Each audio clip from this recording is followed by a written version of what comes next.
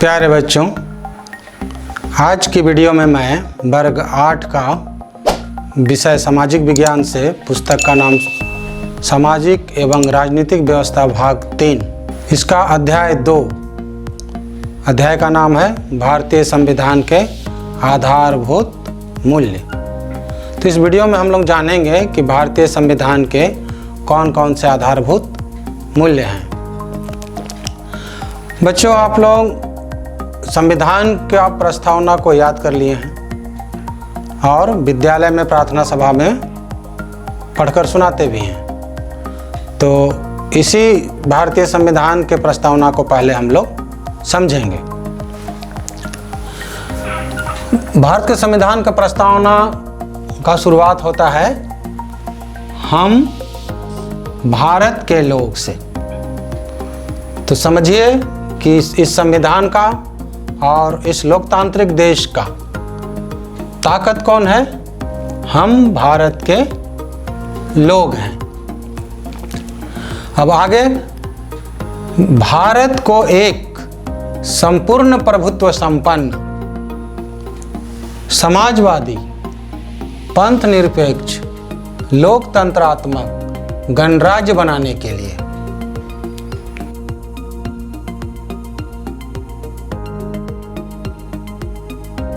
तथा उसके समस्त नागरिकों को, समस्त नागरिक कौन? भारत के समस्त नागरिकों को सामाजिक, आर्थिक और राजनीतिक न्याय की बात। ये आगे है विचार, अभिव्यक्ति, विश्वास, धर्म और उपासना की स्वतंत्रता। फिर आगे है प्रतिष्ठा और अवसर की समता प्राप्त कराने के लिए तथा उन सब में व्यक्ति की गरिमा और राष्ट्र की एकता और अखंडता को सुनिश्चित करने वाली बंधुता बढ़ाने के लिए, बंधुता पे जोर है। दृढ़ संकल्प होकर, दृढ़ संकल्प होना, एकदम ठान लेना कि अब इसको करना है और हमेशा के लिए करना है। अपनी इस संविधान सभा में, जिस संविधान सभा में इसको अपनाया जा रहा था, उस संविधान सभा में आज तारीख, ये तारीख वो तारीख है जिस दिन संविधान को अपनाया गया था। 26 नवंबर 1949 ईस्वी को एतद द्वारा, एतद मतलब इन कही गई शब्दों के माध्यम से और जो लेख उपलब्ध है वहाँ पर उसके माध्यम से इस संविधान को क्या करते हैं? अंगीकृत करते हैं, मतलब अपना लेते हैं, अधिनियमित करते हैं। इसमें लिखे गए नियम कानूनों को अपने ही ऊपर हम लोग लागू करते हैं और आत्मार्पित करते हैं। खुद को, पूरे देशवासी अपने आप को इसे समर्पित कर लेते हैं। तो बच्चों, इसमें आपकी पुस्तक में तिथि में मिति मार्ग शीर्ष शुक्ल सप्तमी संवत 2006 विक्रमी लिखा हुआ है। यह तिथि का मतलब है कि 9वें माह की 7वीं तिथि और 2006 विक्रमी। तो इसको थोड़ा हम लोग समझ लेते हैं। विक्रम संवत ये हमारा भारतीय पंचांग है, भारतीय कैलेंडर है। और ये भारतीय कैलेंडर ईसा पूर्व, मतलब जब हमारा ईस्वी शुरू हुआ एक से, उससे 57 वर्ष पहले बना है। तो जो वर्ष अभी चल रहा है, जैसे 2020 चल रहा है, तो 2020 में अगर हम 57 जोड़ देते हैं तो अभी चल रहा है 2077 विक्रमी। तो उसी तरह जब 26 नवंबर 1949 ईस्वी था तो वो था 2006 विक्रमी। तो ये तिथि उसमें लिखी गई है। तो बच्चों, इसमें जो शब्द आया हुआ है, संपूर्ण प्रभुत्व संपन्न, समाजवादी, पंथ निरपेक्ष, लोकतंत्रात्मक गणराज्य, उसके बाद न्याय, क्षमता, एकता और अखंडता, व्यक्ति की गरिमा, ये सब क्या हैं? यही सब हैं भारतीय संविधान के आधारभूत मूल्य। और इन्हीं शब्दों को हम लोग यहाँ पर एक एक कर समझेंगे।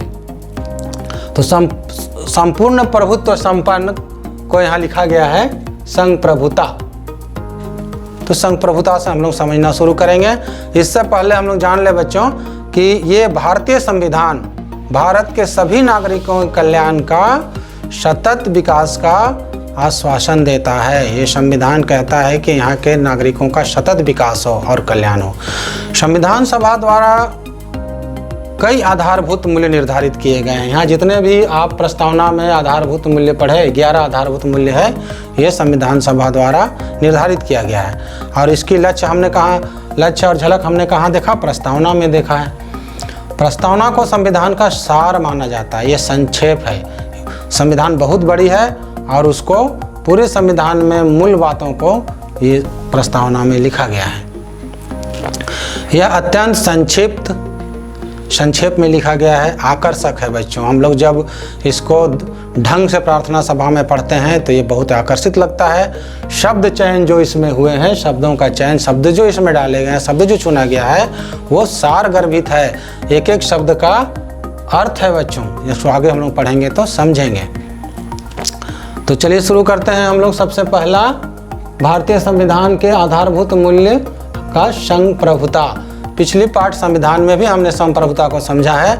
आइए हम इसको दोबारा समझते हैं। संप्रभुता या संपूर्ण प्रभुत्व संपन्न का मतलब है भारत अपने देश के अंदर के मामले, जिसको आंतरिक मामला कहते हैं, और बाहरी मामला, जिसको वैदेशिक मामले कहते हैं, इसमें भारत निर्णय लेने में स्वतंत्र है। निर्णय लेने में स्वतंत्र का मतलब ये किसी के कहने पर, किसी भी दबाव में आकर निर्णय लेने वाला नहीं है। भारतीय स्वाधीनता अधिनियम, जब देश आज़ाद हुआ तो उस समय भारतीय स्वाधीनता अधिनियम पारित किया गया और तभी भारत पर ब्रिटिश शासन का नियंत्रण समाप्त हो गया। बच्चों, संविधान को हम लोग 26 जनवरी 1950 को लागू किए हैं पूरे देश में, तो तभी हमारा देश क्या बन गया? संप्रभु राष्ट्र बन गया। अब थोड़ा यहाँ समझ लीजिए बच्चों कि 26 नवंबर 1949 ईस्वी को हम इसको अंगीकृत, अधिनियमित और आत्मार्पित किए थे। मतलब उसको अपना लिए थे और उसके कुछ अनुच्छेद कुछ दिन लागू कर दिया गया था, लेकिन संपूर्ण रूप से यह 26 जनवरी 1950 को लागू हुआ है। तो संप्रभुता का साधारण सा अर्थ है कि भारत सरकार किसी भी बाहरी दबाव को नहीं मानेगा और वो अपने निर्णय पर ही काम करेगा। अब दूसरा हमारा है समाजवाद। इसको समझिए। इसका मतलब है समाज के सभी सदस्यों का, चाहे वो अमीर हो, गरीब हो, किसी भी जात का हो, किसी भी धर्म का हो, महिला हो, पुरुष हो, जो भी भारतीय समाज में रहते हैं, भारत के नागरिक हैं, इनके भलाई का काम बिना भेदभाव का करना है। जाति, धर्म, लिंग, गरीब, अमीर, इस तरह का भेदभाव नहीं किया जाना है। और राज्य का मतलब सरकार का अंतिम लक्ष्य है कि वो समाजवाद को पाए, मतलब इस तरह का व्यवस्था समाज में करे। समाज में आय तथा जीवन यापन के स्तर में विषमता को कम किया जा सके, इसका प्रयास करना है। अभी आप देखते हैं बच्चों, कुछ व्यक्ति अपनी योग्यता, अपने हुनर से मेहनत करके अपनी आर्थिक स्थिति अच्छा कर लिए हैं, वहीं पर कुछ लोग की आर्थिक स्थिति अब अच्छी नहीं हुई है, इन्हें भोजन के लिए भी भटकना पड़ता है। तो ये जो कमज़ोर वर्ग के लोग हैं, इनको भी संविधान के अनुसार ये विषमता को, अमीरी गरीबी की विषमता को कम करने का लक्ष्य है। देश के विकास में सरकार के साथ साथ निजी व्यक्तियों या संस्थाओं का समान योगदान होता है। सरकार तो काम करती ही है, लेकिन व्यक्ति भी इसमें सहयोग करते हैं और संस्थान भी मदद करते हैं। ये समाजवाद शब्द भारत को क्या बनाता है? एक जन कल्याणकारी, मतलब हर एक व्यक्ति का कल्याण करने वाला राज्य घोषित करता है। तो ये समाजवाद हम लोग समझे। अब तीसरा है, पिछले पाठ में हम लोग पढ़े थे धर्मनिरपेक्ष, और इसी को अब कहा गया पंथ निरपेक्ष। तो पिछले पाठ में भी हम लोग समझे थे कि संविधान किसी धर्म या पंथ विशेष को न तो प्रोत्साहन देता है, माने बढ़ावा देता है, और न उसके साथ कठोरता का व्यवहार करता है। शासन किसी धर्म से जुड़ा हुआ नहीं है। सरकार का कोई धर्म नहीं होता है।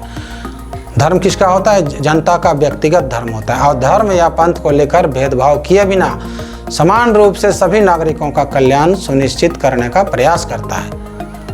सरकार धर्म नहीं देखती है कि किस धर्म का है, और धर्म के अनुसार वो विकास नहीं करती है।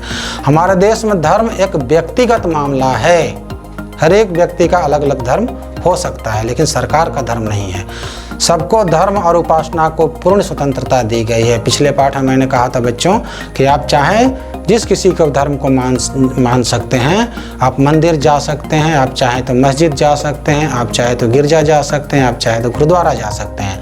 आप अपने तरीके से पूजा पाठ, जिसे उपासना करते हैं, पूजा पाठ कर सकते हैं, वंदना कर सकते हैं, प्रार्थना कर सकते हैं, है ना। तो ये इसकी आज़ादी है। धार्मिक अल्पसंख्यकों को भी समान संरक्षण प्रदान किया गया है। अगर हमारे यहाँ कुछ ऐसे लोग हैं जिनकी संख्या कम है और वो अपना धर्म मानना चाहते हैं, तो उन्हें भी संरक्षण मतलब सुरक्षा दिया गया है, ताकि उन पर अधिक संख्या वाले लोग दबाव न डालें। राज्य द्वारा संचालित मतलब जो सरकारी संस्था या स्कूल, विद्यालय, महाविद्यालय हैं, उनमें विशेष धार्मिक शिक्षा नहीं दी जाती है। तो धर्मनिरपेक्षता का एक ही अर्थ है बच्चों कि संविधान, सरकार, भारत देश का अपना कोई धर्म नहीं है और यहाँ की जनता जिस किसी धर्म को मान सकता है, उस पर सरकार का हस्तक्षेप नहीं है। लेकिन अगर किसी का धर्म किसी को हानि पहुंचाता है, तब उसमें सरकार हस्तक्षेप कर सकती है। लेकिन किसी का धर्म किसी की भलाई कर रहा है, तो उसमें सरकार हस्तक्षेप नहीं करती है। तो ये हुआ धर्मनिरपेक्ष या पंथ निरपेक्ष। 4 नंबर, भारतीय संविधान का आधारभूत मूल्य है लोकतंत्र। पिछली पाठ में भी हमने लोकतंत्र को समझा है। हमने प्रस्तावना में देखा कि हम भारत के लोग ही शक्तिशाली हैं। तो लोक मतलब आदमी और तंत्र माने शासन। बच्चों आप जैसे जैसे आगे पढ़िएगा आपको समझ में आ जाएगा कि सरकार में, यहाँ के शासन में जनता की भागीदारी है। तो लोकतंत्र का मतलब हो गया राज शक्ति का प्रयोग, मतलब सरकार का जो शक्ति है उसका प्रयोग जनता द्वारा किया जाएगा। हमारे देश में जनता सर्वोच्च है और बहुमत के निर्णय से शासन संचालित होता है। आपने देखा कि हम भारत के लोग, और हम भारत के लोग क्या हैं? सर्वोच्च हैं। और बहुमत, जो अधिक जनता जिस तरह से शासन संचालित करना चाहती है, जिस तरह की सरकार बनाना चाहती है, वो उस तरह का सरकार बनता है। बच्चों प्रायः हर 5 वर्ष के अंतराल पर लोकसभा, विधानसभा का चुनाव होते हैं। बच्चों पिछले पाठ में भी हमने चुनाव की प्रक्रिया को समझा है और आपके विद्यालय में भी, या हमारे विद्यालय में मतदान केंद्र है और यहाँ जब वोट होता है तो हम चर्चा करते हैं कि ये लोकसभा का चुनाव हो रहा है और संसद यहाँ चुने जाएंगे, या फिर विधानसभा का चुनाव हो रहा है, विधायक चुने जाएंगे, या पंचायत चुनाव हो रहा है, यहाँ पर स्थानीय सरकार बनाने के लिए जनप्रतिनिधि चुने जाएंगे। तो इस तरह हर 5 वर्ष में लोकसभा, विधानसभा और पंचायत चुनाव होते हैं। इसमें सार्वभौमिक वयस्क मताधिकार द्वारा जनप्रतिनिधि चुने जाते हैं। सार्वभौमिक वयस्क मताधिकार मतलब मतदाता बनने का एक ही योग्यता है कि महिला या पुरुष का उम्र 18 वर्ष होना चाहिए। किसी भी महिला या पुरुष का, भारतीय महिला पुरुष का उम्र अगर 18 वर्ष हो जाता है तो वो मतदाता सूची में अपना नाम दर्ज करवाते हैं और वो वोट देने के अधिकारी हो जाते हैं। जनता द्वारा निर्वाचित माने वोट में चुने गए प्रतिनिधि को माध्यम से शासन, सरकार संचालित होता है। ये हम लोग चुनाव की प्रक्रिया में समझ चुके हैं। जनप्रतिनिधि प्रायः 5 वर्षों में बदल दी जाती है। एक जनप्रतिनिधि 5 वर्ष के लिए चुने जाते हैं। 5 वर्ष में अगर वो मन मुताबिक मतलब जो वो वादा किए थे और जो क्षेत्र का विकास करना था उनको विकास करते हैं तो उनको आगे फिर से वोट देकर चुना जाता है, और अगर नहीं विकास करते हैं तो उनको बदल दिया जाता है। बच्चों आपकी किताब में एक प्रश्न है कि 16वीं लोकसभा गठित करने के लिए 2014 में चुनाव हुए थे। तो पूछा गया है कि 2014 में कौन सी लोकसभा का गठित करने के लिए चुनाव हुआ था। तो 16वीं लोकसभा गठित करने के लिए 2014 में चुनाव हुआ था।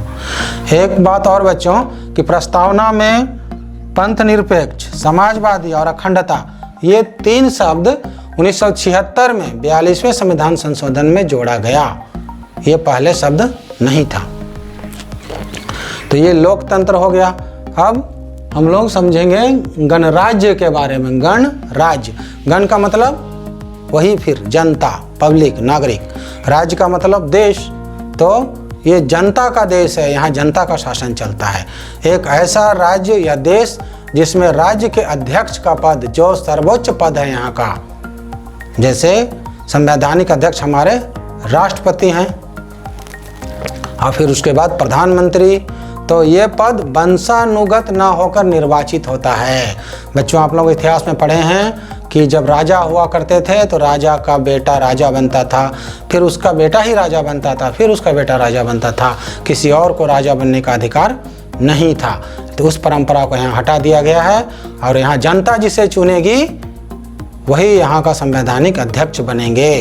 तो ये कहलाता है गणराज्य। का मतलब निर्वाचित का मतलब राज्य का अध्यक्ष निश्चित अवधि के लिए, जैसा भी बताएं 5 वर्ष के लिए प्रत्यक्ष या अप्रत्यक्ष तरीके से चुना जाता है।